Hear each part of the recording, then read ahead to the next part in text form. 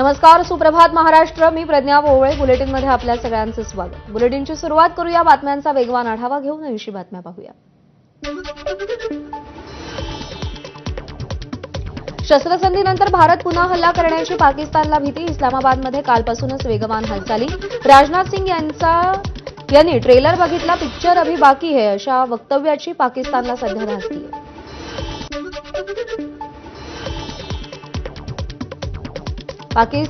भारतानं पाकिस्तानवर हल्ला करण्यापूर्वी त्यांना माहिती देणं हा गुन्हा. सरकारला असं करण्यास कोणी परवानगी दिली? राहुल गांधींचा सरकारवर हल्लाबोल.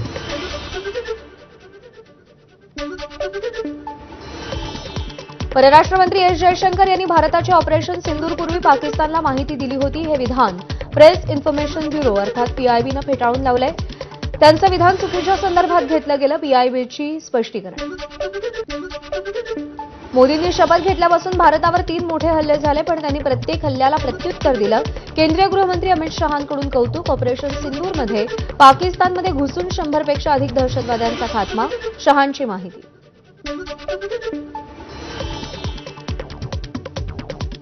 युट्यूबर ज्योती मल्होत्राला हिसार पोलिसांकडून अटक. पाकिस्तानसाठी हेरगिरी केल्याप्रकरणी पोलिसांची कारवाई. आतापर्यंत 6 पाकिस्तानी हेरांना अटक केल्याची माहिती. शस्त्रसंधीचा निर्णय आपल्याकडून झाला असता तर चांगलं झालं असतं. शस्त्रसंधीचं श्रेय डोनाल्ड ट्रम्प घेतायत. असदुद्दीन ओवैसींचं वक्तव्य. भारतात पाकिस्तानपेक्षा अधिक मुस्लिम राहतात, हे तुर्कीनं लक्षात घ्यावं. असदुद्दीन ओवैसींचं वक्तव्य. पाकिस्तानला पाठिंबा देण्याचा निर्णयाचा तुर्कीनं फेरविचार करण्याचाही ओवैसींचा सल्ला. चंदीगड विद्यापीठानं तुर्की आणि अझरबैजानमधील 23 विद्यापीठांसोबतचे सामंजस्य करार रद्द केले. भारत पाकिस्तान युद्धाच्या पार्श्वभूमीवर निर्णय. पाकिस्तानला पुन्हा उभं राहण्यासाठी 1 शतक लागेल. ऑपरेशन सिंदूर नंतर स्वामी रामभद्राचार्य यांची प्रतिक्रिया. भारतानं नेहमीच शेजारच्या राष्ट्रांसाठी मोठ्या भावाची भूमिका बजावली. भारत कोणाशीही वैरभाव ठेवत नाही. मात्र जर भारताच्या वाट्याला कोणी आलंच तर योग्य उत्तर देण्यास मागे हटणार नाही. ऑपरेशन सिंदूरवर सरसंघचालक मोहन भागवतांची प्रतिक्रिया. शस्त्र आणि दारुगोळा खरेदी करण्यासाठी सैन्याला 40,000 कोटी रुपये मिळतील. शस्त्रास्त्र खरेदीसाठी 40,000 कोटी रुपयांची मंजुरी. ऑपरेशन सिंदूरमुळे राफेल मॅन्युफॅक्चरिंग कंपनीला मोठा फायदा. शेअर्स विक्रमी उच्चांकी पातळीवर.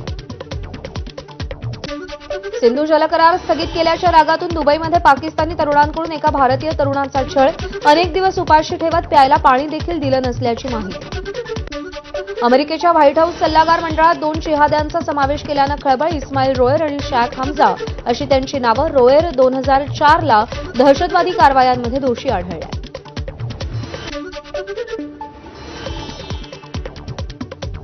पाकिस्तानच्या कलाकारांना समर्थन देणारा सुष्मिता सेनचा व्हिडिओ व्हायरल. पाक कलाकारांना पाठिंबा दिल्यानं सुष्मिता ट्रोल. बनावट सिम कार्डद्वारे पाकिस्तानला संवेदनशील माहिती लीक करणाऱ्या देशद्रोही टोळीचा पर्दाफाश. राजस्थान, आसाम आणि तेलंगणामधून 7 जणांना अटक. वनमंत्री गणेश नाईक यांच्या पुढाकारानं नवी मुंबईमध्ये तिरंगा रॅलीचं आयोजन. सैनिकांचं मनोबल वाढवण्यासाठी तिरंगा रॅली. साताऱ्यात भाजपनं सद्भावना तिरंगा रॅली काढली. भारतीय सैनिकांचं मनोबल वाढवण्यासाठी कार्यकर्ते मोठ्या संख्येनं रॅलीत सहभागी. शहीद जवानांच्या स्मरणार्थ नालासोपाऱ्यात तिरंगा रॅलीचं आयोजन. विधानसभेचे आमदार राजन नाईक यांच्या नेतृत्वाखाली ही तिरंगा रॅली काढण्यात आली. नांदेडमध्ये मध्य प्रदेशचे मंत्री विजय शहांविरोधात काँग्रेस आक्रमक. कर्नल सोफिया कुरेशींबाबत वादग्रस्त वक्तव्य केल्याप्रकरणी जोडेमारो आंदोलन करत निषेध केला. इंदापूर तालुक्यातील श्री छत्रपती साखर कारखान्याच्या पंचवार्षिक निवडणुकीसाठी आज मतदान. उपमुख्यमंत्री अजित पवार मतदानाचा हक्क बजावणार. उपमुख्यमंत्री अजित पवार रायगडच्या दौऱ्यावर. स्नेहल जगताप यांच्यासह अनेक कार्यकर्ते अजित पवारांच्या राष्ट्रवादीत प्रवेश करणार, तर मुंबई गोवा महामार्गाची देखील पाहणी करणार. दगाबाज मित्रापेक्षा दिलदार शत्रू बरा. भाजप दगाबाज मित्र निघाला. उद्धव ठाकरेंनी भाजपवर निशाणा साधला. एक वेळ देशात भाजप राहणार नाही, पण काश्मीर आपलंच राहील. जिल्हा प्रमुखांच्या बैठकीत उद्धव ठाकरेंचं वक्तव्य. तर वैचारिक विरोध असला तरी आम्ही पंतप्रधानांसोबतच. उद्धव ठाकरेंचं विधान. संजय राऊतांनी पुस्तक लिहिलं म्हणून जेलमधली खरी परिस्थिती समोर आली. नरकातला स्वर्ग या पुस्तकावर शरद पवारांची प्रतिक्रिया. सत्तेचा गैरवापर कसा होतो हे पुस्तकात आहे. शरद पवारांची माहिती. संजय राऊत यांचं पुस्तक म्हणजे मार्केटिंग. एखाद्याचं मार्केटिंग कसं करायचं तर राऊतांकडून शिकावं. बाळासाहेबांचे विचार सोडले त्याच वेळी तुम्ही नरकात गेलात. मंत्री प्रताप सरनाईकांचा राऊतांवर निशाणा. संजय राऊत यांचं पुस्तक सत्य घटनेवर आधारित की काल्पनिक कथा. पुस्तक वाचल्यानंतर आपणही स्वर्गातला नरक हे पुस्तक लिहिणार. उदय सामंत यांचा राऊतांवर निशाणा. आपण खूप मोठे स्वातंत्र्यवीर आहोत असा आव आणून संजय राऊत सध्या बोलतायत. संजय राऊतांवर नीलम गोऱ्हेंची टीका. अमरावती महानगरपालिका निवडणूक भाजप स्वबळावर लढवणार. भाजप नेत्या नवनीत राणांचं वक्तव्य. गडचिरोलीच्या पालकमंत्री पदावरून काँग्रेसचा हल्लाबोल. सहपालकमंत्री आशिष जयस्वाल सक्षम नसल्याचा आरोप. मुख्यमंत्री देवेंद्र फडणवीसांनी स्वतः लक्ष घालण्याची खासदार नामदेव किरसाण यांची मागणी. आदिवासी विकास मंत्री डॉक्टर अशोक उईके भंडारा दौऱ्यावर असताना नागरिकांचा घेराव. अनुसूचित जमातीच्या 46,000 रिक्त जागांची तातडीनं पदभरती करण्याची संतप्त नागरिकांची मागणी. भटक्या विमुक्तांना तर राज्यात कुठेही रेशन मिळणार. महसूल मंत्री चंद्रशेखर बावनकुळेंची मागणी. छत्रपती संभाजीनगरमध्ये शिंदेंच्या शिवसेनेचे आमदार रमेश बोरनारेंविरोधात भाजप कार्यकर्त्याची तक्रार. आमदार बोरनारेंनी मारहाण केल्याचा कार्यकर्त्याचा आरोप. धाराशिवमधील वाशी पारगाव टोलनाक्यावर मद्यधुंद ट्रक चालकाची रविकांत तुपकर यांच्या वाहनाला धडक. सुदैवानं कोणालाही दुखापत नाही. ट्रक चालकाला पोलिसांकडून अटक. म्हाडा नो ब्रोकर मॅजिब्रिक्सच्या धर्तीवर रेंटल पोर्टल लॉन्च करणार. आता सर्वसामान्यांना त्यांच्या बजेट आणि पसंतीनुसार राज्यभरात भाड्यानं घरही उपलब्ध होणार. म्हाडा भाड्यानं घरं देण्यासाठी स्वतंत्र घरं बांधणार. मुख्यमंत्री देवेंद्र फडणवीसांनी भांडेवाडी घनकचरा प्रक्रिया प्रकल्पाची पाहणी केली. प्रकल्प नोव्हेंबरपर्यंत पूर्ण करण्याचे निर्देश दिले. मराठवाडा विद्यापीठानं नॅक मूल्यांकन न केलेल्या 476 पैकी तब्बल 233 महाविद्यालयांना दणकाव. या महाविद्यालयात नव्या शैक्षणिक वर्षात विद्यार्थ्यांना प्रवेश घेता येणार नाही. 9 जूनला प्लास्टर ऑफ पॅरिस मूर्ती बंदी संदर्भातील सुनावणी. निकाल आमच्या बाजूनच लागणार. रायगडमधील पेणच्या गणेश मूर्तीकारांचा विश्वास. मशीद बंदर स्टेशनचा कायापालट होणार. उंच डेक बांधण्याची योजना. गर्दीच्या पार्श्वभूमीवर प्रशासनाचा निर्णय. हार्बर मार्गावर आज वडाळा ते मानखुर्द दरम्यान अप आणि डाऊन मार्गावर मेगा ब्लॉक. सकाळी 11 ते संध्याकाळी 4 पर्यंत ब्लॉक. या काळात लोकल सेवा बंद राहणार. प्रवाशांना ट्रान्स हार्बरवरून प्रवासाची मुभा. राज्यामध्ये इलेक्ट्रिक वाहनांना टोलमुक्तीचा निर्णय. मात्र 17 दिवस उलटूनही अंमलबजावणी नाही. त्यामुळे टोलमुक्ती कधी? इलेक्ट्रिक वाहनधारकांचा सरकारला सवाल. मध्य रेल्वेच्या ठाणे आणि कल्याण स्थानकादरम्यान अप आणि डाऊन जलद मार्गावर आज मेगा ब्लॉक. सकाळी 10 ते दुपारी 4 वाजेपर्यंत ब्लॉक.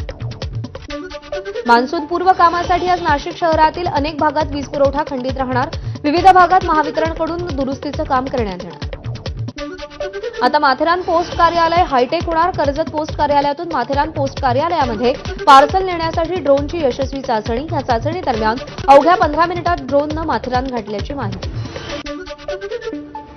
पुढील आठवड्यात राज्यामध्ये जोरदार पावसाचा इशारा. राज्यामध्ये 19 ते 25 मे दरम्यान पावसाचा जोर वाढण्याची शक्यता. कोकणासह पश्चिम महाराष्ट्रात मुसळधार पावसाची शक्यता. बुलढाण्यामध्ये विजेच्या कडकडाटासह जोरदार पाऊस. पावसामुळे अनेक ओढ्यांना पूर.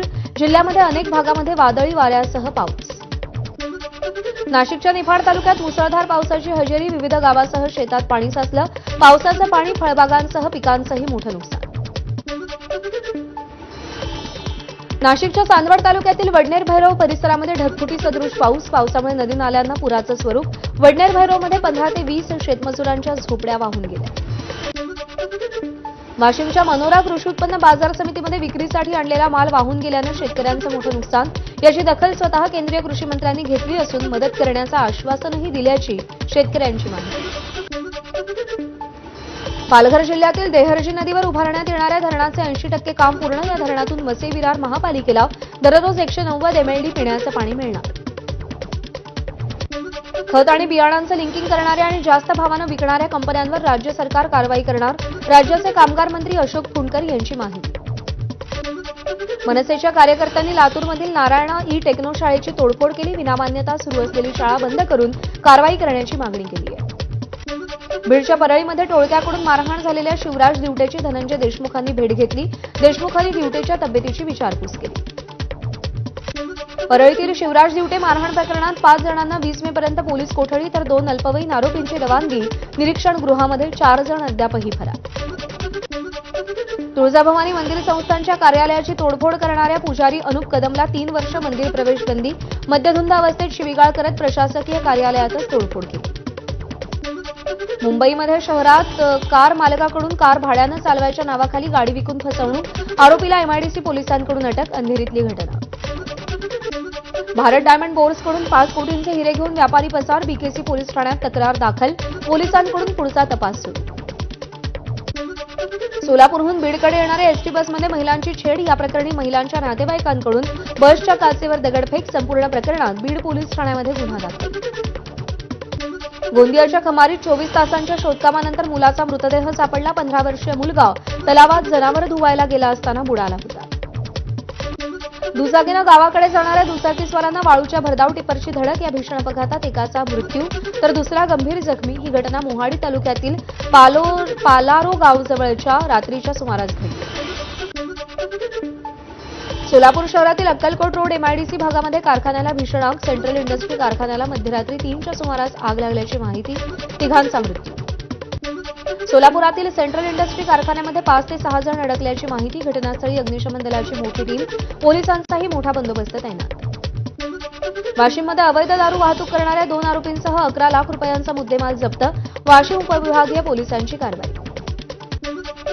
बीडमध्ये अहिल्यानगर अहमदपूर महामार्गावर मद्यधुंद कंटेनरनं चालकाची अनेक वाहनांसह 20 जणांना धडक, अपघातामध्ये एका महिलेचा मृत्यू, घटना सीसीटीव्हीत रेकॉर्ड.